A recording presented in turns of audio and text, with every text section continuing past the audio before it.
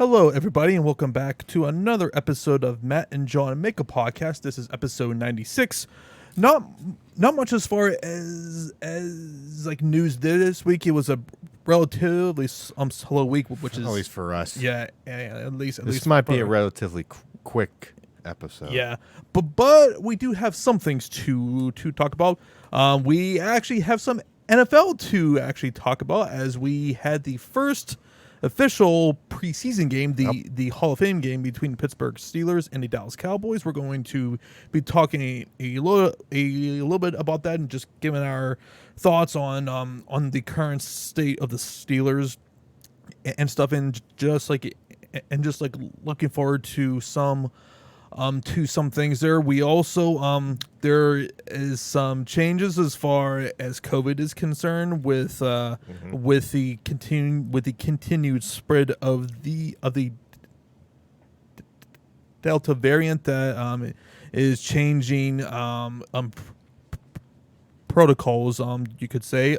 So we're going to be touching on that, and as always, we will dive into the world of professional wrestling, just talk a little bit about that at the end. But first, it's NFL, Matt, and very good to have some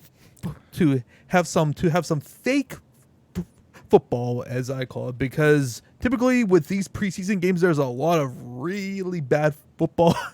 We saw that. And we saw that. Kickers, I'm looking at you. Yeah, man, that was. I mean, that guy on the Steelers, he should have just practice things and walked home. But as soon as we said that, he made it in 48. Not assume, but you get the point. 48 long field goal, right. long field goal, and an extra point. Yeah. I can't say that for Dallas's person. Kicker. I just cannot believe how bad that both guys were. Like they weren't even close either, which was. This is why you play them in this one extra game. Mm-hmm. Nothing matters. It's just basically, let's take a look at some people, right, and see how they do. Right, and but there were a few things on the Steelers side that I was really impressed with. Number one, Alex Highsmith. Holy crap, that man was just dominating. It was in the backfield it felt like for a significant number of the snaps. He was really good. Our freaking punter, man. Jeez. Like it just Presley Harvin, who we drafted in the 7th round out of Georgia Tech. Man, he had himself a hell of a freaking game, and that punt he put on the 1 yard line was the backspin with the backspin and everything. I mean, like I think he pretty much has his job as long as he doesn't just completely screw up in the rest of these games here. It really does feel like it's his job to lose here, and especially with the team taking with the team using a draft pick to take him. You kind of figured, well, they're taking him for a freaking reason here. So unless he's just completely awful, then you figure it's his job to freaking lose. Yeah, I mean, you can just tell his skill as a punter is already elevated. That first one, and then the I don't know if it's so much his, but the one punt, maybe the second or third, that had the great amount of topspin, and it just shot at their punt returner for Dallas, hit him, bounced off his chest or body, and the Steelers recovered. And forced a fumble there. Like, it's just in the special teams in general, outside of the field goal kicking, was really damn strong. The field goal kicking is pretty much set. Boswell. This is just like, hey, let's see if Boswell goes down. Right. What do we have? Not this guy. Back on Highsmith real quick. One thing that stands out was that spin through sack early in the game. Reminded me a lot of Dwight Freeney there when I saw that there. I'm like, man, I mean, like, people were so concerned about him. I'm like, guys, I'm not concerned about Highsmith. About No. Highsmith. Hell, We saw a little bit last year. and man, he showed flashes last year. Like, and this was like what, 2 or 3 months in a freaking COVID year with everything was completely limited and everything. He looked pretty damn good. And man, being on the opposite side of TJ, and you include guys such as Cam Hayward into it, and now adding a like Melvin Ingram, like that Steelers pass rush is going to be elite. They just signed. Well, continue your thought. I mean, I don't see any reason why there's going to be any sort of a like drop off from that standpoint. It's just finding the consistency and just staying healthy. If all of these guys stay healthy, like I think Highsmith could have like 10 or 12 sacks this year. That it would not surprise me. They signed 3 hours ago Lafayette Pitts, DB, former from Pin Panther, so adding some depth. Yeah, at corner there. Yeah, which I'm not expecting him to actually make the team, but definitely corner. I would say map between corner, inside linebacker, and obviously a backup quarterback are the 3 positions I'm really concerned about right now, and more so at inside linebacker. Man, like Spillane was just getting worked in pass coverage. That was pretty obvious. I mean, like, I don't want to read too much into this game, but man, those were some big issues from our defense last year. Was our linebackers in coverage trying to defend the tight ends. Yeah. And like running backs. But speaking of like running backs, We have a running game. Najee Harris, like, and I said this on the podcast on numerous occasions. I love James Conner. I will never hate on that man, but man, it's so evident how much of a superior running back that he is to Conner. Like, even in these small runs, like, it's just, my God, we just never saw that. We never saw that last year. Like, there were so many times where there was nothing there, and like Najee gets 4 or like 5 yards. I think what he averaged 4.8, 4.5. Right. It just, even if he gets some blocking, he's going to be really It just good. seemed like, at least to me, as somebody who, I don't want to say casual, but from, if you will, far away, that the offensive line, I don't know if this was the starters, all of them. No, some of them. Some of them, but not all. it seemed way better. It's just a different like attitude. I felt like you definitely saw, like, there was more aggressiveness, and like, man, just seeing like Kendrick Green, who's probably going to be our starting center, like, playing through the freaking whistle. Man, like, we just never saw that last year. There wasn't that attitude, that swagger, and that's what our new offensive line coach was really trying to install, was just not being so passive, and that's something that I want to see, because if this team wants to realistically win, this is where the games are going to be won and like lost here. And if we can just even be in the freaking like middle of the pack, I'll be happy with that. It just, and another thing, Matt, we are seeing so much more play action in this one game that I've seen. Can you define that for me? Yeah, exactly. It's just like, that is really something I'm really excited about. And two, it's just nothing seems so freaking predictable, which was a big problem last year. It's just everyone knew where everything was going. Because they couldn't run. They couldn't run.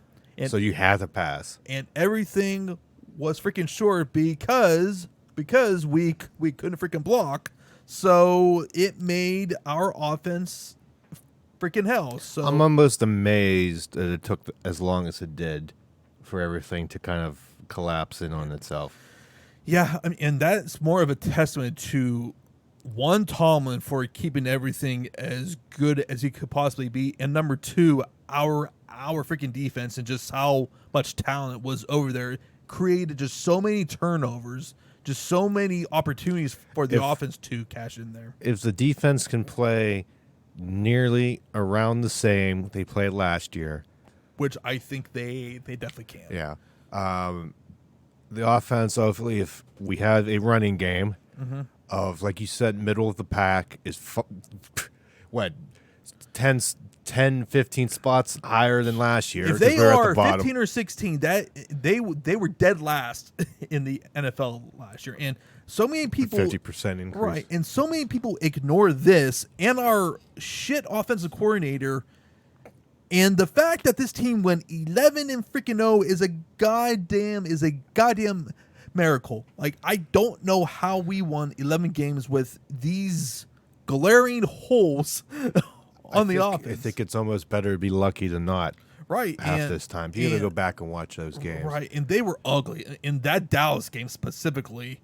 Yeah. I still don't know how we won that game. Those at the time when you was like, oh, it's close. Yeah. And it was hard to watch. It was so hard to watch. And now if we can just get some of that, and I feel like I feel better even with a no name offensive line, just because I feel like it's a better overall I feel like there's no mindset, I feel like they might go in, if they go in thinking they have nothing to lose. Right. And too, like, you're seeing it too, like, I've heard like there have been so many fights in camp just because it's just like there's coming on the offensive line, guys are they seem more hungry, they seem more like motivated, and it's showing.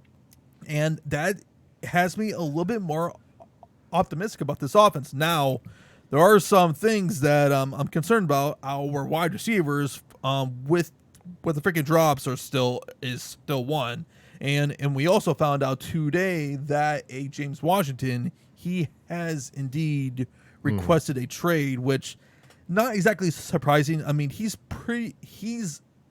probably fourth now as far as our wide receivers are concerned, because with Juju, Chase, and Deontay Johnson, there are the clear first three guys there. I don't expect the Steelers to trade him just because I just don't think that there's any sort of like value there.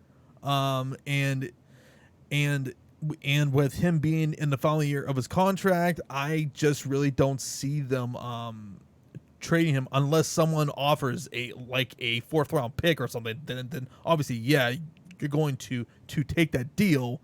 But I just don't see that happening, and it sucks for him. But I just don't think with Washington that he really fits in with this offense. Just because with Canada, I just don't think it really suits what his skill set is. Whereas a guy in a DJ, a Juju, and even a like Ray, like he and from all accounts in camp, he's been getting a ton of snaps there. So I think he's going to have a bigger role in the offense. But something I really wish that we could have seen though was our second round pick out of tight end out of like Penn State and like Pat maybe Fairmouth. Probably maybe next week or next game. Yeah. I mean, and his injury, seem like minor. So hopefully that is the case there. From all accounts, he has been tearing it up as well there. But as far as the backup quarterback situation is concerned, I don't think that we really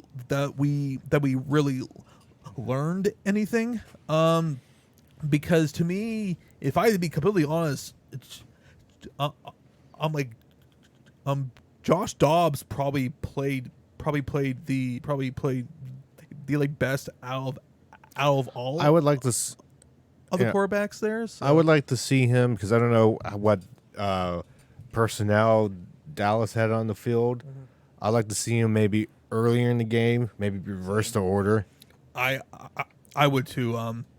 But I mean, like a few things that were definitely evident though was like number one, he was like Haskins was definitely. I'm not sure if he was like just too amped or what, but he Low throws. Yeah, like just didn't seem comfortable. He was pretty inaccurate too.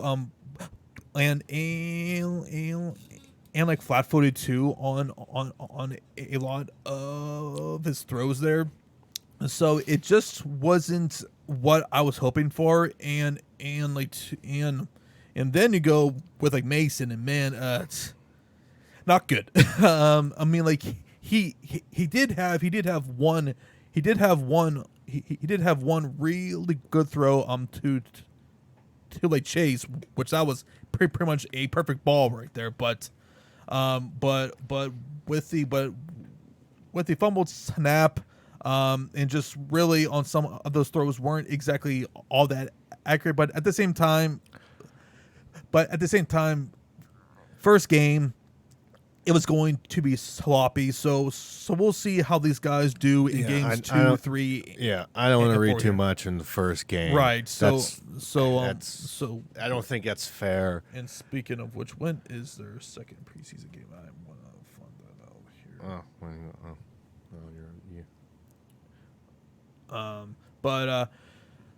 But I will say that there was a lot to be optimistic about for sure. I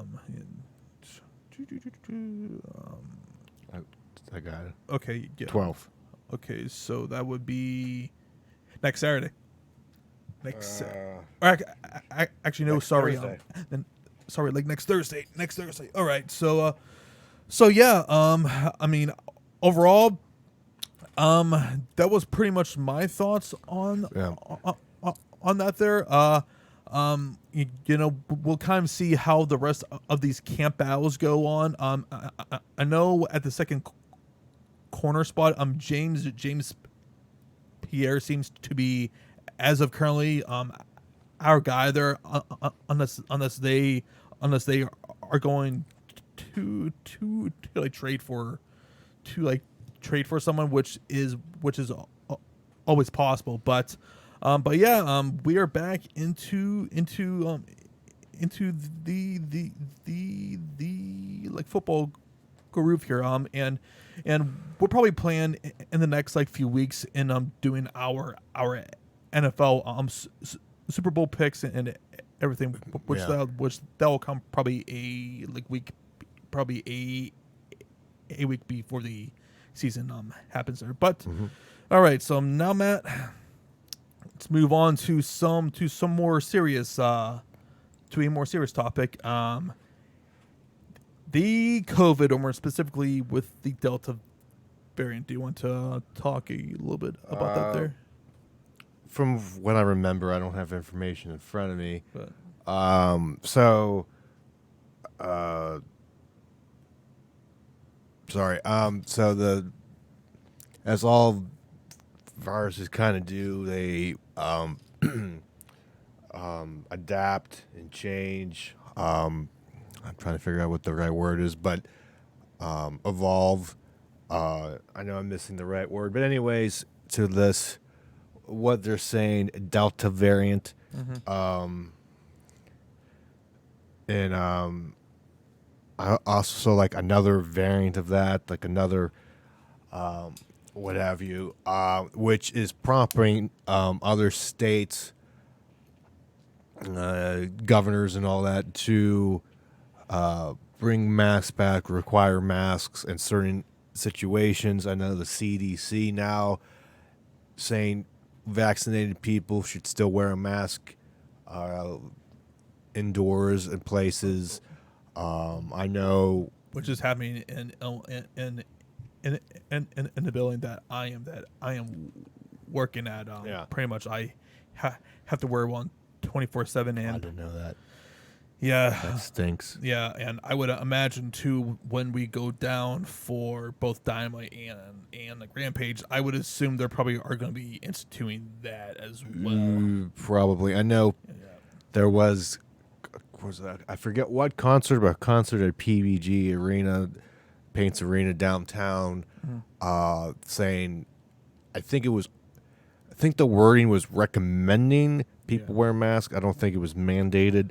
You're seeing this Giant now. Eagle too. Giant Eagle, you have to wear one. Because I haven't really worn one, with one exception. We went to me, my mom, and an attorney's office in town, and they required there. That was and I didn't have one. Luckily, my mom had one in her car, but I haven't worn one regularly. Besides that, probably since school ended, and maybe a little bit after, whenever at the Pirate games working, we were allowed to take our mask off, but we had to say we were vaccinated. But that lasted like a month. Yeah, and pretty much the same thing too. At like my work is like I was last in the office like 6 weeks beforehand, and that's when everything was like, okay, you guys don't have to wear any masks as long as you're vaccinated. And I needed, and I still was waiting for my second shot, which I got a like week later. Come back, and yep, we're back. We're back to how things were, and now I'm going to assume that there probably are going to be recommending a third shot from because I keep on reading whether it's Pfizer or like Moderna, that a third shot should help in combating the like Delta variant, whether that's true or not. But I'm very interested to see if that's going to help and start to limit some of these cases, because man, it's pretty obvious. It's very contagious right now, because I believe in Allegheny County alone, the past two days have had a total of 400 cases, I believe. So so it doesn't seem to be stopping and just like looking for events and stuff. I saw in Vegas that they instituted a mask mandate, and this is important because as we know, Matt, SummerSlam is in a few weeks, and pretty much everyone at that event is going to have to wear a mask there. So and such. So it just seems like, once we take a few steps forward, it's always like two or three steps back, unfortunately there. Pennsylvania has been spiking on daily new cases per 100,000, 9.8. That seems low, but it is right on the doorstep of the high range for us.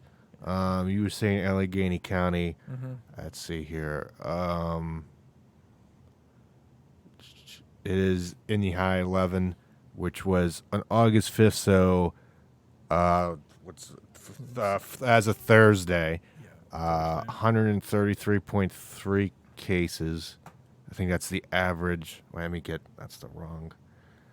We had the 133.3 is 7-day average. August 5th. Come on, Jesus, it's a cases 220.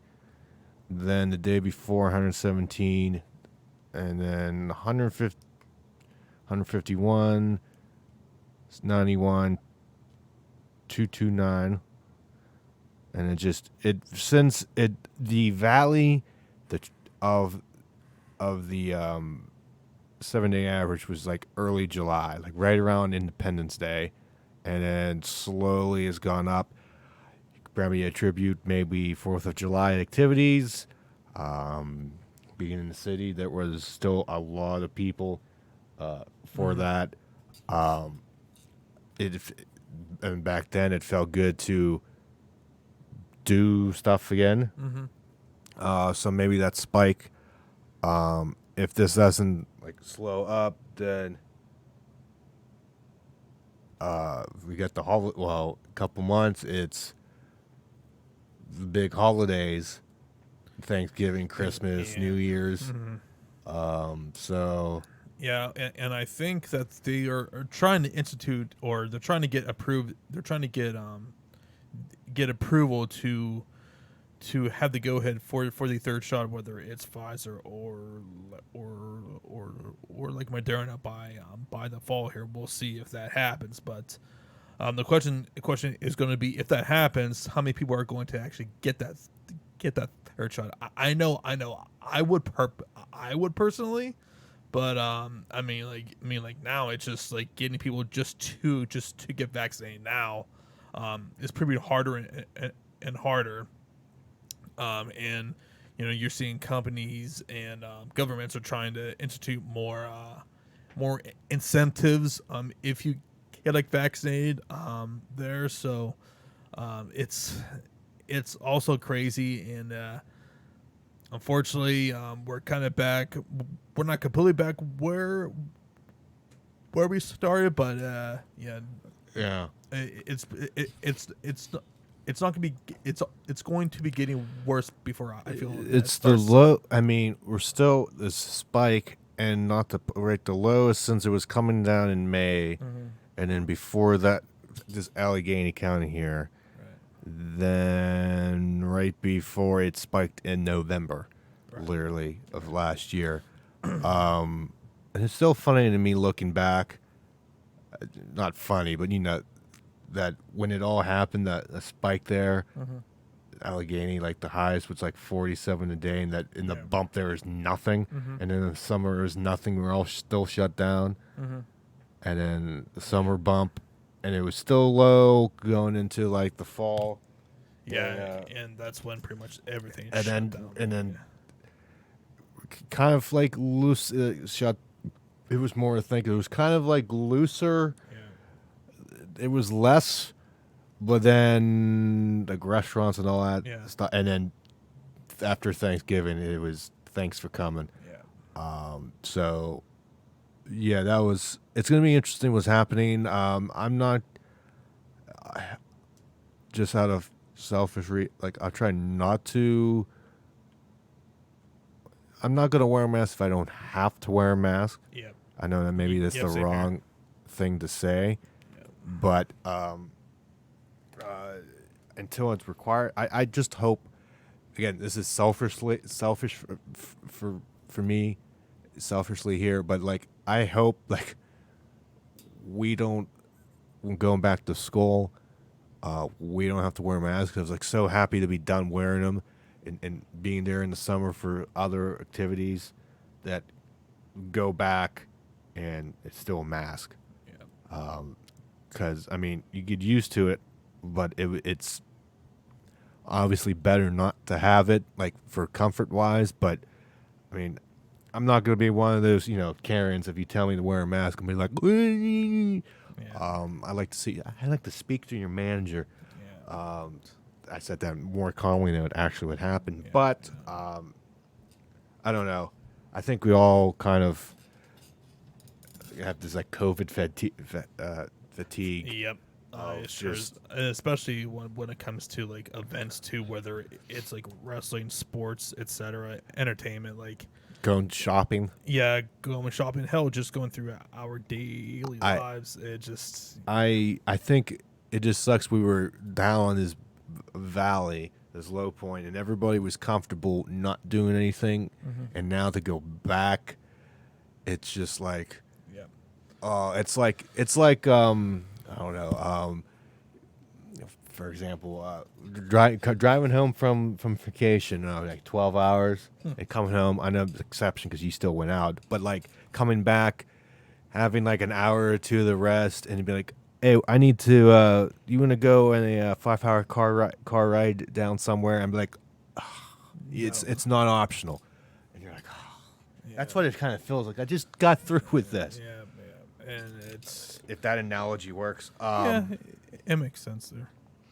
So yeah, if anything else to add to the No, COVID? I feel like that's good enough. Yeah. And we can get into some professional wrestling talk here. And Matt, the big news for professional wrestling, and I can't believe that this was even a thing, but Adam Cole's contract supposedly expired after the Great American Bash, according to like Fightful, and he signed a small extension through SummerSlam. So basically, after SummerSlam, Adam Cole's contract is up, and now pretty much WWE and all Elite Wrestling are in a freaking bidding war for his services.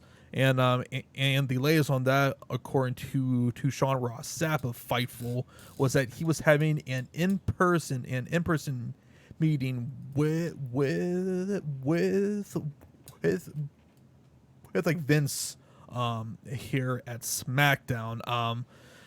Well, Matt, Yes, I did see that. yeah, so I think regardless, Matt, of whether he stays or goes, his days in NXT are over, because I feel like if he does stay, they're gonna be paying him so much to where it's not going to really make any sense for him to be in NXT. Unless he wants to stay down there.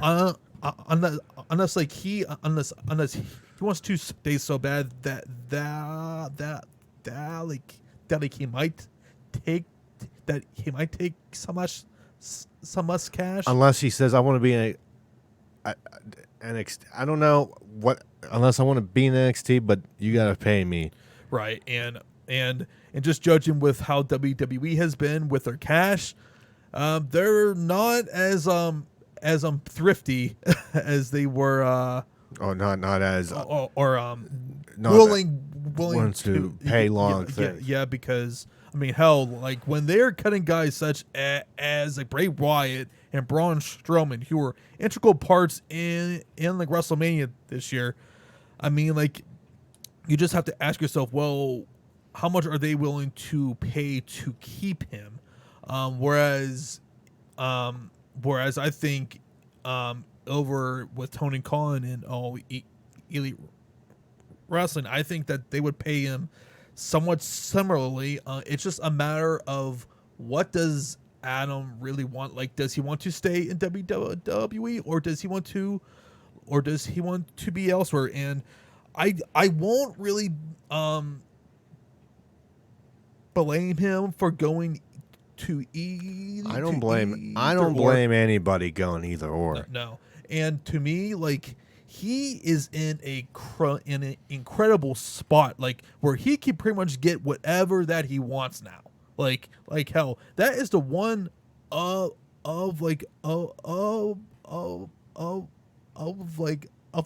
many good things with like having a like legitimate number 2 company is now guys have the opportunity to basically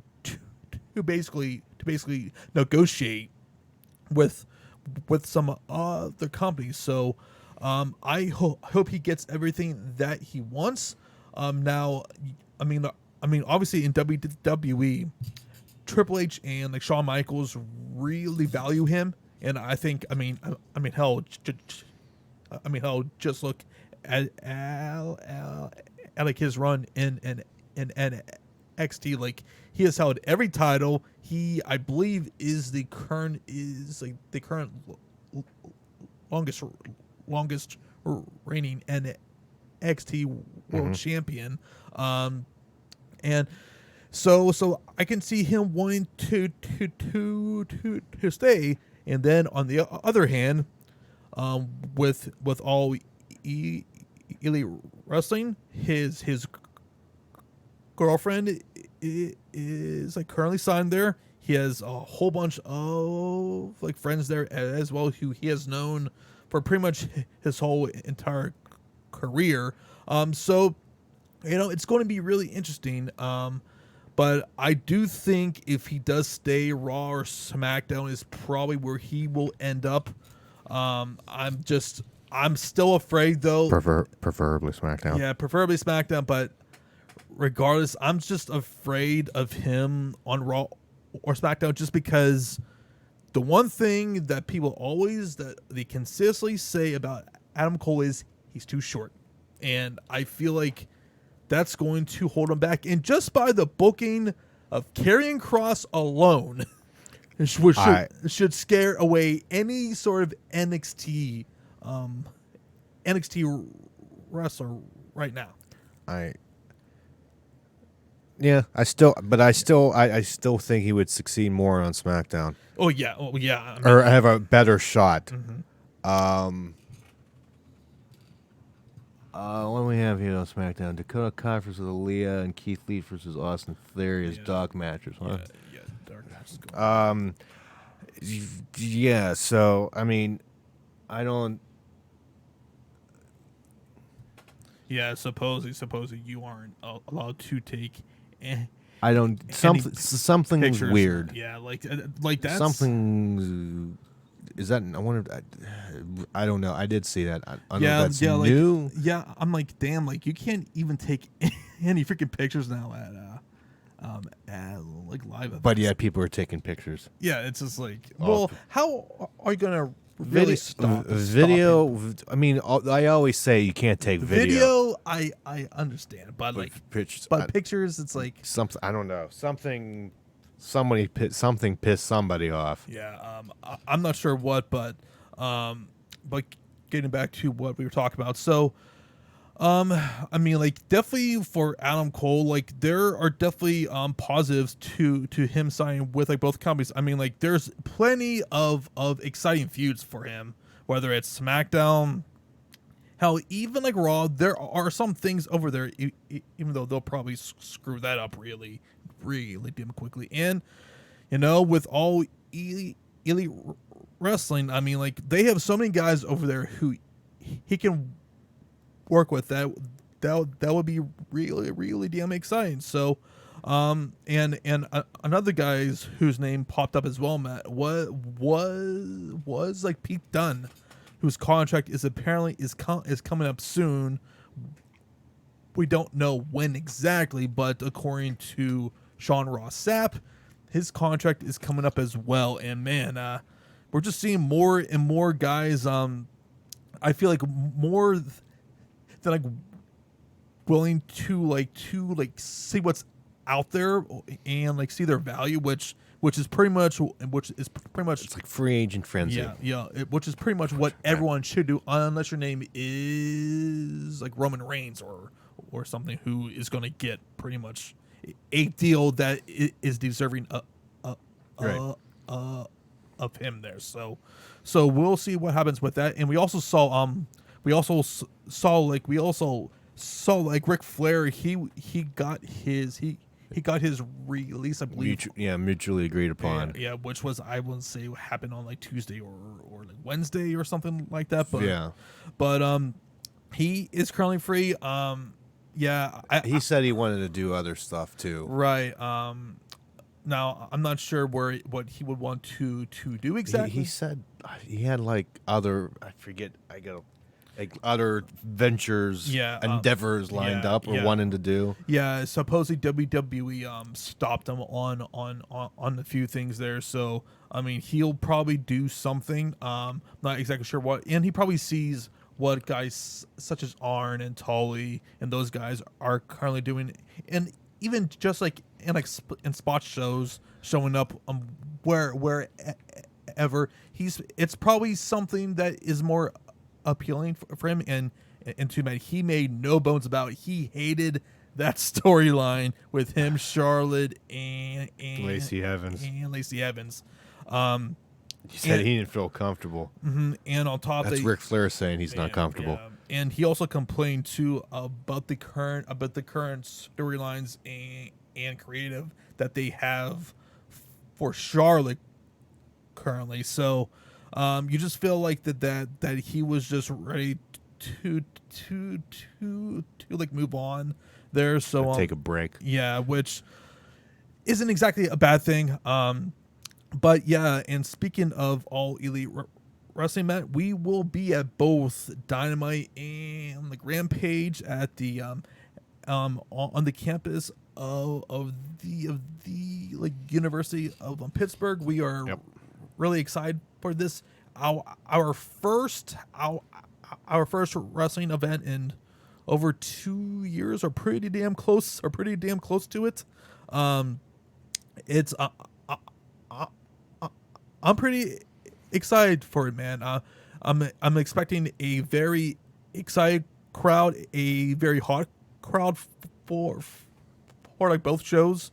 I think the last time I checked that for Dynamite that they sold close to 5,000 tickets. Out of what allotted? I think it's like a little over 6,000, something like that. So it'll pretty much be like similar To before. to how it was when we went back in October of 2019. Holy shit, that like happened that freaking long ago.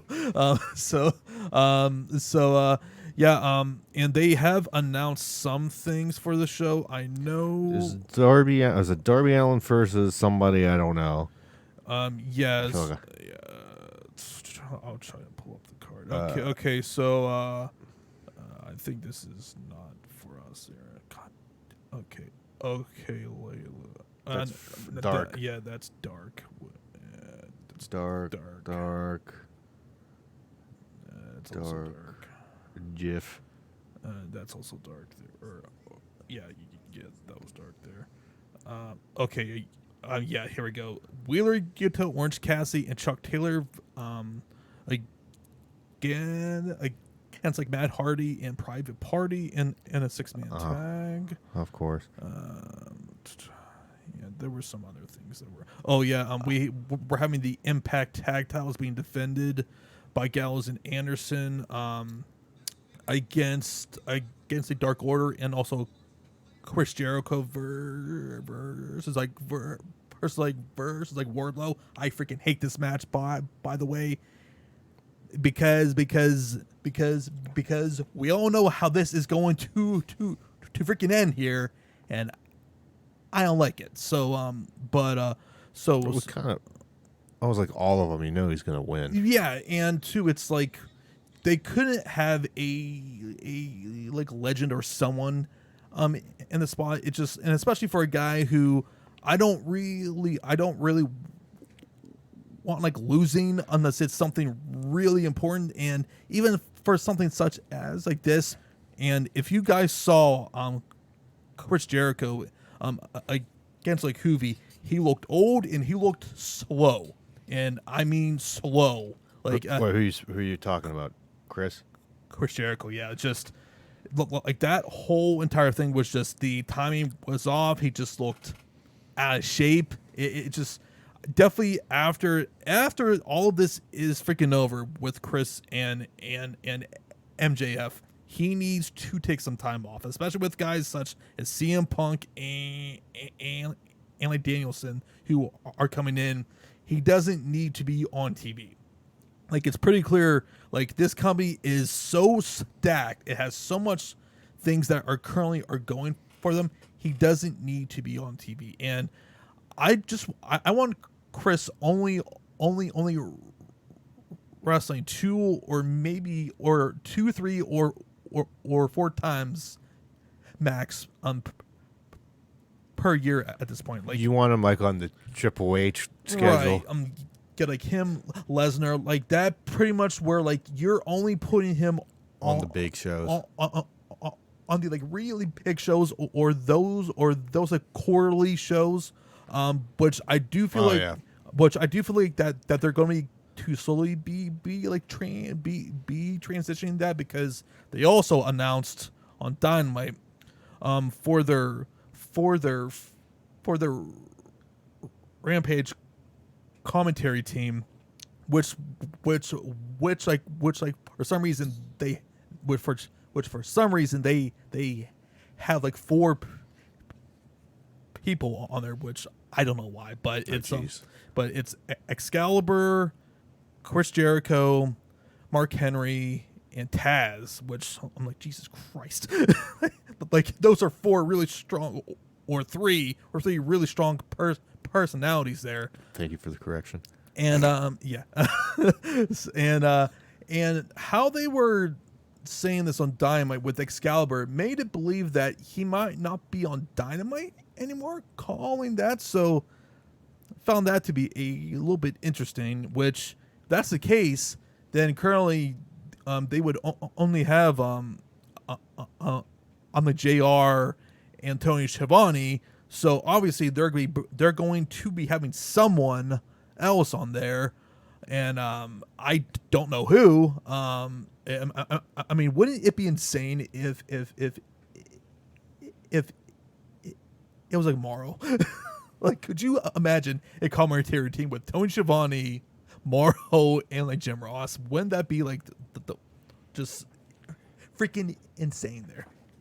But right, yeah, exactly. So I wonder if that's one. I hope it's not. If that were the case, it's not one of the cases where you have too much at once that it doesn't work. And you think it would work, right? And like they're all very strong personalities there.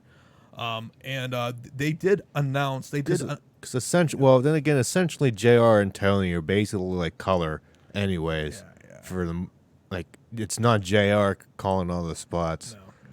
Or more so Schiavone, but less with Excalibur.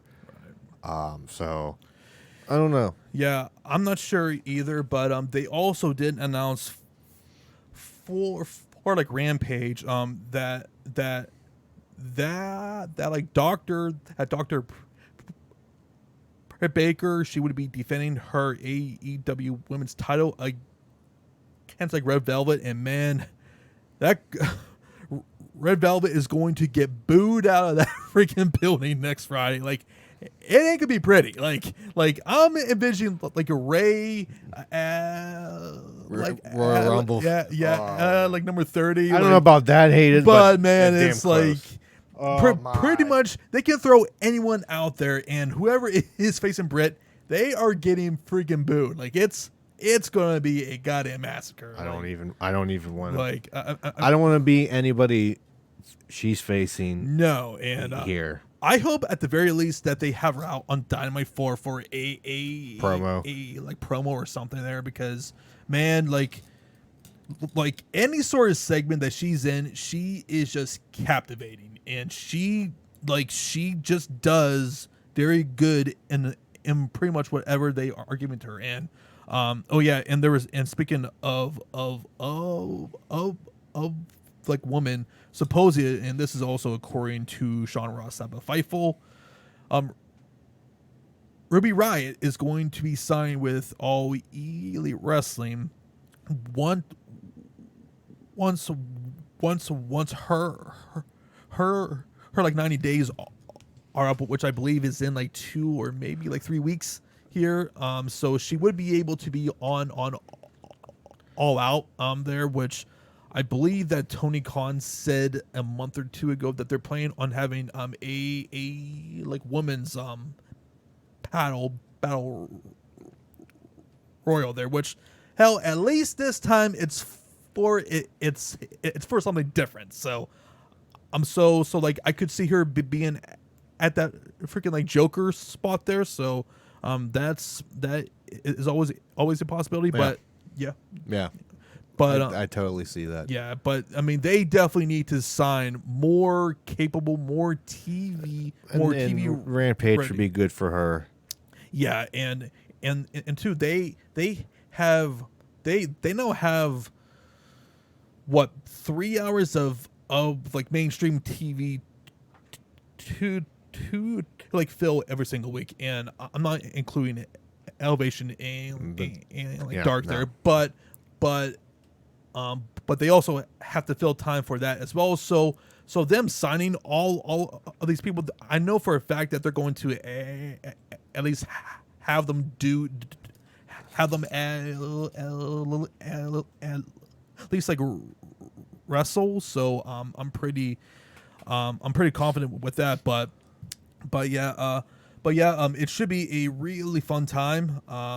We'll see how much craziness is here, and hopefully no one goes through the like freaking There we go. the freaking Dippin' Dots, the Dippin' Dots machine, like what happened with Chris Jericho. I think it was on not on the Dippin' like, Dots. not the Dippin' Dots on the like last show there. So Yeah. yeah, Matt. If you don't have anything else to add, I don't right now. No, not at this week. okay. Well then, guys, we thank you for tuning in. I changed that to the wrestling one way too late. Oh well, That is the gimmick. not the first time, but oh well. It's not the last. So yeah, guys, that's going to pretty much do it for this episode here. As always, like, comment, subscribe, follow us on Twitter. We are constantly over there, just tweeting along there. So yeah, we shall see you guys for episode 97 next week. Take it easy.